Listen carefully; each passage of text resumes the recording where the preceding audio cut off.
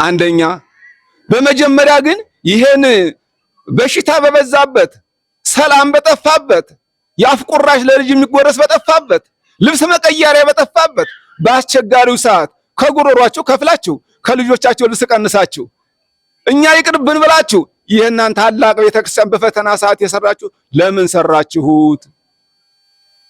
በልምድ ነው? በዓላማ? በእውቀት ነው? በጥበብ? እውነት ልንገራችሁ ትልቁ ነገር ትልቅ ድካም ደክማችኋል። የጻድቁን በረከት ታገኛላችሁ። ቤቱን የሰራ አይደለም ቀርቶ የተሳለመ ዋጋ አለው። ሌሎች እንደሚያወሩት አይደለም ኋላ መመጣበታለሁ። ነገር ግን ቅዱስ ጳውሎስ ምን ብሏል? አይደለም ገንዘቤን ስጋዬን እየቆረጥኩ እንኳን ለአውሬ ብሰጥ በመጸውት ስለ እግዚአብሔር እያልኩ ወተፋቀሩ አልበ የፍቅር ከሌለ ከንቱ ነው ብሏል። ቤተክርስቲያኑ ቢታነጽ ከውስጥ ገብተን ስናስቀድስ በፍቅር ካላስቀደስንበት ስንቀድስ በፍቅር ካልቀደስንበት ትርጉም የለውም። ለምን ካላችሁኝ ፍቅር እየጎደለ ነው። ያ ሁሉ መዓት የመጣው ፍቅር ስለሌለ ነው። አምስቱ ሰሞነኛ በአንድ ስንቀድስ መጀመሪያ እስቲ ከጓዳ ልጀምርና እናቶች መጀመሪያ ጓዳና ለሚያጸዱት ቤተክርስቲያን ያነጸው እጃችን ሌላ ቦታ አልሄደም። ወደ ቤተክርስቲያን የመጣው እግራችን ሌላ ቦታ አልሄደም። እግዚአብሔር ያውቀዋል። ነጠላ አይሸፍነው፣ ጋቢ አይሸፍነው፣ ምላስን አይፈልግ። ቤተ እግዚአብሔር መተን ስናንጽ ውለን ማታ ልጃችን ሲታመም ሌላ ቦታ አልሄድንም። ይሄ ከሆነ ምን መሰላችሁ? መታጠቢያው ዛሬ ነው፣ ነገ የሌላ ቀን ነው። እሳቱ እየነደደ እየባሰ ፍቅሩ እየጠፋ ሰላሙ እየጠፋ አገር እየደፈረሰች ከኛ ጋር ስትደርስ መከባበሩም ሁሉም ነገር መሰማማቱም እየቀረ መጣ። ለምን ካላችሁኝ አንድ ችግር አለ እኛ ያልቀረፍነው። የነነዌ አምላክ ዛሬም አለ። ነገር ግን አንድ ችግር አለ። እሱ ችግር ምንድነው ካላችሁኝ ያልቀረፍነው በልምድ የምንጓዘው ነገር አለ። አባቶቼ ድፍረት እንዳይሆንብኝ እንጂ የኔ ጓደኞቼ መምህራን ሊቃውንተ ቤተክርስቲያን በዚህ ሀገር እግዚአብሔር ይመስገን ዛሬ ሁሉም ስብስብ ብሎ ሲያስቀድስ አየሁኝ። ይሄ መታደል ነው። እውነትም ታላቅ ሀገር ነው። ፍትሐ ነገሥት አንቀጽ 13 ላይ ምን ይላቸው? በቤተክርስቲያን ውስጥ ሆኖ የሳቀ ይላል 2 ሱባዔ ይሰጠው ይላል። የማይመለስ ከሆነ ከቤተክርስቲያን ይለይ ይላል። ስለዚህ ከዛ በኋላ ቄሱ ወደ ቅዳሴ ሲገባ በመጥረጊያ እንደተጠረግን ውልቅ ብለን እንሄዳለን። ቤተክርስቲያኗ ባዶ ትቀራለች። ይሄ ምንድነው? የኛ ማህሌቱ ያጥርብናል፣ ቄሶቹ ቅዳሴ ያጥርባቸዋል፣ ሌላው የኛ ደግሞ ቅዳሴ ይረዝምብናል። አንዱ አገልግሎት ለአንዱ መልካም አይመስለውም።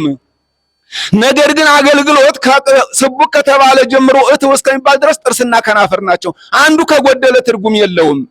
ሁሉም ይጠቅማሉ። በተለይ ቅዳሴው። ስለዚህ እንደዚህ እያጎደልነው እየገነባን እየናርን እየገነባን እያጠርን እያፈረስን ስለሆነ አጥራችን እንዳይፈርስ የድንግል ማርያም ልጅ ይርዳን። ምን ተትራዩ ወጻይኩም ውስተ ገዳም፣ ወደ ገዳም ምን ልታዩ ወጣችኋል? እውነት በረከት ለማግኘት ነው የመጣ። ሁላችንም አገር ቆርጠን በዚህ ወጥቶ መግባት መከራ በሆነበት ዘመን ከውጭ እንኳን ከሱቅ እንኳን ዕቃ ገዝቶ መምጣት መከራ በሆነበት ዘመን ከሩቅ ቦታ የመጣ ነው። ሌላ ምንም አይደለም። ከገብረ መንፈስ ቅዱስ በረከት ለማግኘት ነው። ግን እጃችን ንጹህ ነው በረከት ለመቀበል። እጃችን ታጥቧል። የሰው ገንዘብ የለብንም፣ የሰው እንባ የለብንም። አንዳንድ ጊዜ እንደሚያሳዝን ታውቃላችሁ? በከተማ ያላችሁ ሰዎች ሰራተኛ ተቀጥሩና ምን ታረጋላችሁ? እነዛ የተቀጠሩ ሰራተኞች መከራቸውን አይተው ከእናት አባት ተለይተው ራብ አባሯቸው፣ ችጋር አባሯቸው፣ ዘመድ እየወደዱ ከእናንተ ጋር ይኖራሉ። ወሩ ሲደርስ ብርጭቆ ሰበርሽ ብለሽ ደሞዟን ትቀሚያለሽ። እግዚአብሔር ደግሞ አንተን ደሞዝ ይነጥቀሃል። አንድ ምን እንደደረገ እንገራችሁ። በእድሜ የገጠመኝ ፍሪጅ ተቃጠለና በወሩ ላይ ደሞዝሽ ይቆረጥ ተባለ። ምን ነው ፍሪጅ ተቃጥሏል፣ ማብራት ኃይል መሆን አለባት ይችልሽ። ምን ታርግ ይችልሽ? ስለዚህ የደሃውን ያዕቆብ የተናገረው ምንድነው? የደሃዎች ደሞዝ በእኔ ፊት እየጮኸ ነው የሚለው። ስለዚህ ስታሰሩ ደስ ይላቸዋል፣ ደሞዝ ስከፍሉ ይመራቸዋል። እግዚአብሔር ደግሞ የኛን ደሞዝ ይቆርጠዋል። ባዶችን እናለቅሳለን፣ እንባችን አይጠረግም። እንጮሃለን፣ ጩኸታችን አይሰማም። እንሰግዳለን፣ ስግደታችን አይሰማም። ለምን ካላችሁን በልምድ ስለሆነ እግዚአብሔር ጨካኝ አምላክ አይደለም። የነነዌን 3 ቀን የማረ ዛሬም አለ። ስለዚህ አሁንም ምን ልታዩ ወጣችኋል? እውነት ብፁዕ አባታችን ስለመጡ አደባባዩ ስለደመቀ ህንጻው መልካም ስለሆነ ለማየት ብቻ ይሄ ጥሩ ነው። ለማየት ብቻ ከሆነ ግን ዋጋ የለውም። በረከት መቀበል በረከት የሚቀበል ንጹህ እጅ ንስሐ መግባት ኃጢአትም አይሰራ የለም። ነገር ግን ንስሐ እንግባ። ዛሬ የኛ ነው፣ ነገ የሌላ ነው። ምን መሰላችሁ ወንድሞቼ፣ ይሄንን የምናገረው በድፍረት ይሄን በድፍረት የምናገረው መምህራን አባ ወንድሞችን መናገር እኔ አንድ ተራ ምስኪን ሰው የሚገባኝ ሆኖ አይደለም። ነገር ግን ትናንት ብዙ ሊቃውንት ነበሩ፣ የሚገርሙ ሊቃውንት ነበሩ፣ ሲናገሩ የሚሰሙ ቃለ እግዚአብሔር ሲናገሩ የሚያምርባቸው ጎሮሯቸው ልዩ የሆነ ነበር። ያ ጉሮሮ ግን አፈር ተከቶበታል። ያ ጉሮሮ ግን ደቋል። ያ ዝማሜ የሚያሳምረው ጣት አፈር ሆኗል። ያ ዘንግ የሚያሳምረው ጣት አፈር ሆኗል። እና ያ ሁሉ አፈር ደቆ ዛሬ በተራኛ ቆመናን። ዛሬ ነገ ደግሞ እኛ ወደ አፈርነታችን እንመለሳለን። ሌላ ይተካን። ወደ አፈራናት አፈር ነውና አማረም አላማረም ሁሉም አፈር ናቸው። ምን ትዝ እንዳታውቃላችሁ? ሸክላ ተመልከቱ እስኪ።